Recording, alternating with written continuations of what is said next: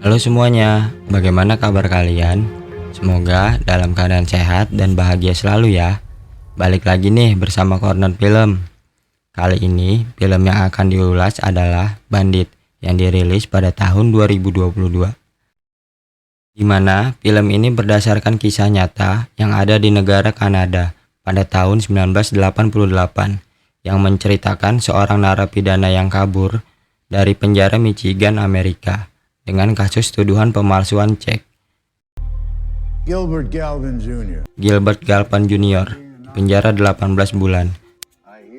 Dia bersembunyi di Kanada dan di sanalah perjalanan karir Gilbert Galvin Jr. atau dikenal dengan nama White Man, di mana White Man berhasil merampok bank sebanyak 59 kali dengan total kisaran 2.339 juta dolar. Kisah ini pun masuk dalam sejarah perampokan terbesar secara berturut-turut yang ada di negara Kanada. Belum melanjutkan ceritanya, jangan lupa tekan tombol subscribe dan lonceng notifikasi kalian ya. Film dimulai dengan Gilbert yang sedang mencari pekerjaan di Kanada. Dia mencoba melamar pekerjaan sebagai tukang es krim. What can I do for you? The job? Yes, sir. Yes, I am. Do I get form of ID? Oh, I left my ID in the car. Tetapi Gilbert tidak memiliki KTP. Gilbert pun membeli KTP milik gelandangan yang ada di pinggir jalan. Guess you're me now. Robert Whiteman. There you go. Dan disinilah awal mula namanya berubah menjadi White Man. I love the vests. Karena tidak memiliki tempat tinggal, Robert setiap hari tidur di sebuah gereja. Hurry up. Thank you. Yeah. 5-star. No booze, no drugs. Birthplace? Calgary? Yeah. Di gereja itu juga menjadi awal pertemuan Robert dengan Andrea. Thank you. Have a good day. Good morning, Jerry. What? You gotta be shitting me. Can I at least get my last check? Suatu hari, perusahaan es krim Robert bangkrut. Dia pun dipecat. Fuck you, Jerry. Robert pergi ke salah satu bar untuk menenangkan pikirannya. You got anything in a complete blackout? It's got a baseball bat. Let's start with a beer. Sure. 12 is way past 11, Whiteman. Robert mencoba mengajak Andrea berkencan. What about your family? My mother does a long time. You ever try and find? It's complicated. But this job.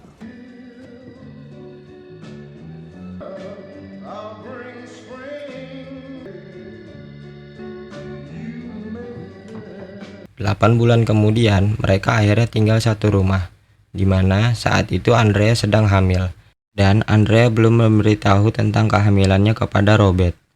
Karena pekerjaan Robert yang masih serabutan, dia meminta izin kepada Andrea untuk mencari pekerjaan di kota Vancouver, Kanada. Okay. Okay.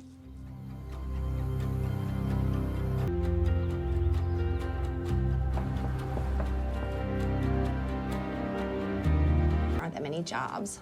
Only people making cash in banks. Part-time dishwasher? I'd give you my job if I could. Sesampainya Robert di Vancouver, dia juga belum mendapat pekerjaan.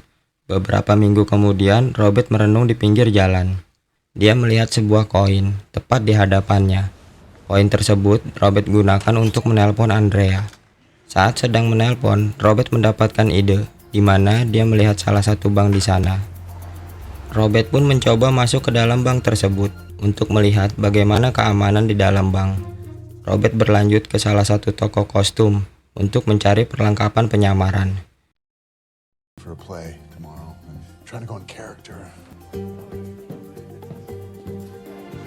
Di hari yang sama, Robert masuk ke dalam bank itu lagi dengan menyamar sebagai institusi keamanan. I could speak to your manager. These days, so we rely on the local guards for. Robert juga berbicara dengan manajer serta keamanan CCTV untuk mendapatkan info. Setelah mendapat info, Robert segera menelpon salah satu security dan memecatnya. They won't need you tomorrow. Okay. Très bien. Au revoir. Keesokan harinya, Robert menyamar dan beraksi. Well, it's nice to see you. See you next time. Just don't scream. Empty your drawer. Don't bother with the silent alarm. No diaper. Okay. Oh, really? Okay.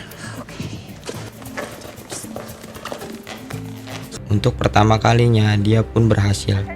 Robert kembali ke rumah untuk menemui Andrea. Robert! You're never gonna cut on me again, right? Never. I promise you. Oh, I can't forget this.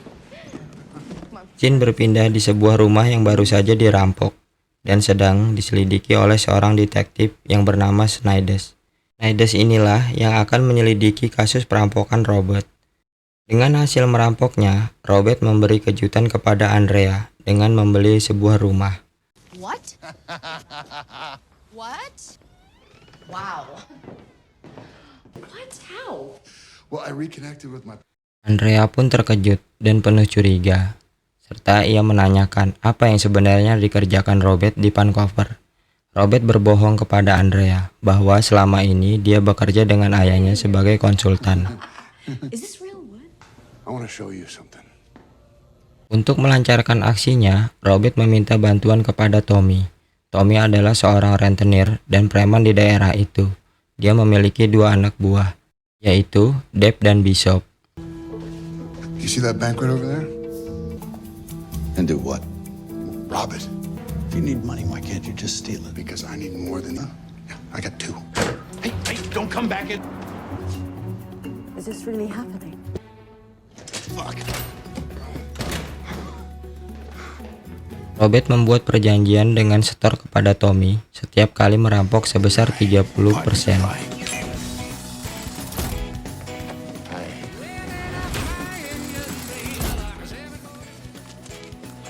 Can I ask you a favor? Très bien, merci beaucoup.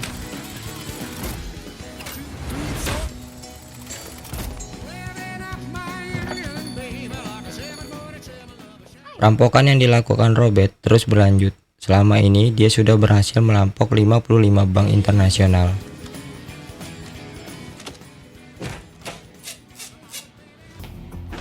Detektif Snyders terus menyelidiki Robert dan Tommy dengan membentuk tim khusus untuk memburu mereka.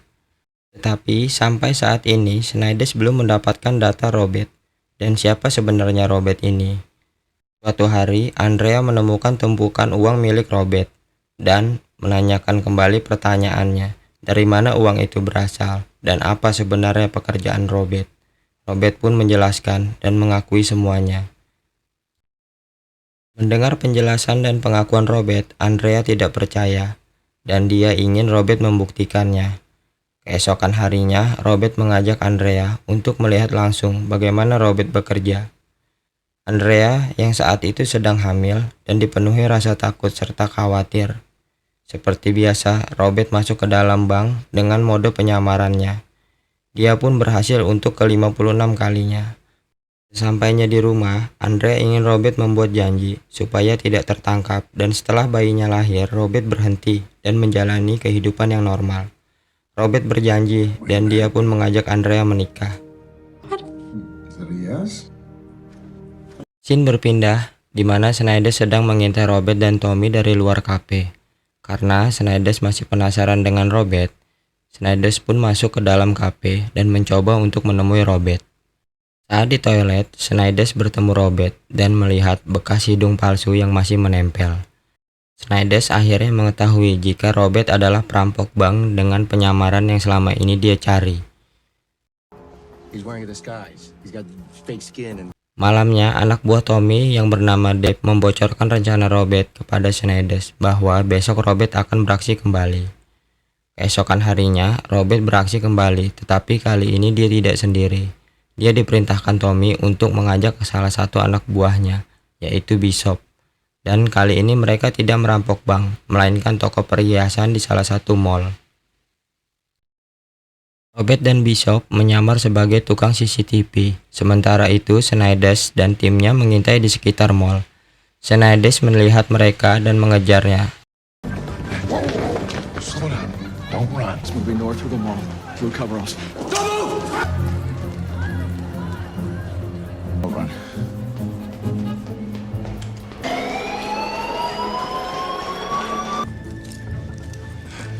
Time's up.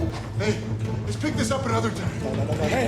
Robert pun hampir tertangkap, tetapi dia berhasil lolos.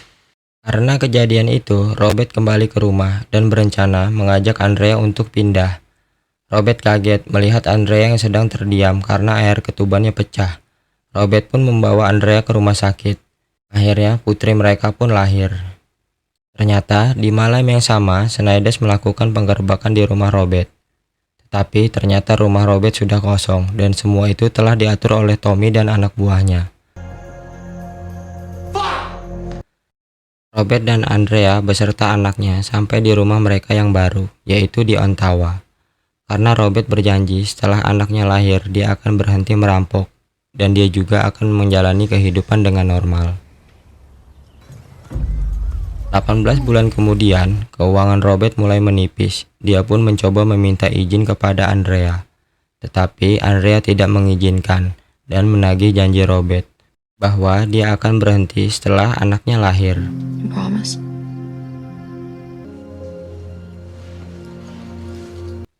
Di tengah kebimbangannya, Robert pun akhirnya memutuskan untuk tetap pergi.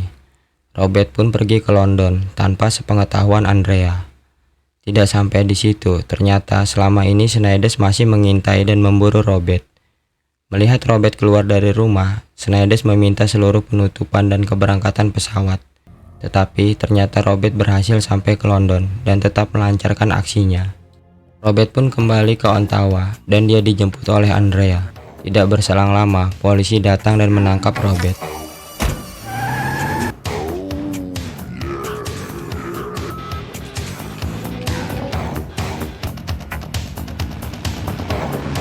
Okay.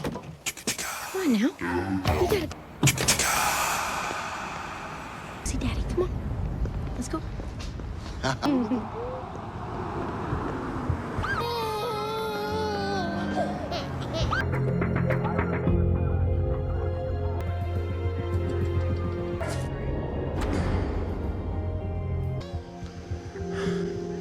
sorry.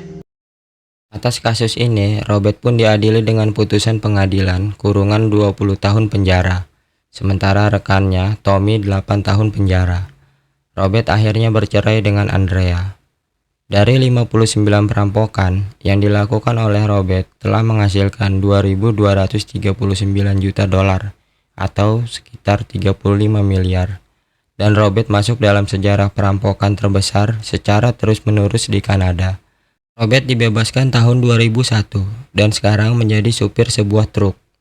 Gimana alur cerita filmnya? Bingung campur sedih kan? Semoga bermanfaat dan menghibur ya. Pesan yang dapat diambil dari film ini adalah jangan coba-coba ngerampok dah, pasti ketangkep. Terima kasih telah menonton dan bye-bye.